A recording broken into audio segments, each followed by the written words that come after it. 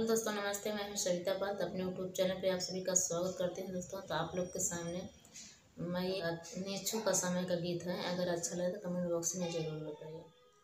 कौन पापी भूखा पूछे, कौन पापी प्यासा, कौन पापी प्यासा, अब कौन पापी नींद ने वारैता नैहर मोरा छु, अब कौन पापी नींद ने वारैता नैहर मोरा छूटे।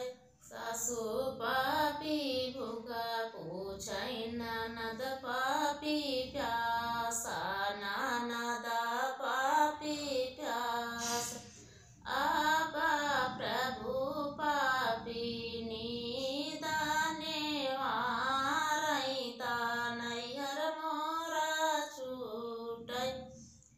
अब प्रभु पापी नींद ने वारैता नैहर मोरा छूटे। कौन पापी भूखा पूछै, कौन पापी प्यासा, कौन पापी प्यासा, अब कौन पापी नींद ने वारैता नैहर मोरा छूटे।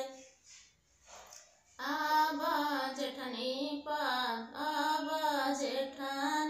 त पूछै मोरा भूखा, ननद रानी पियासी, ननद रानी पियासा, अब प्रभु पापी नींद ने वारैता नैहर मोरा छूटे।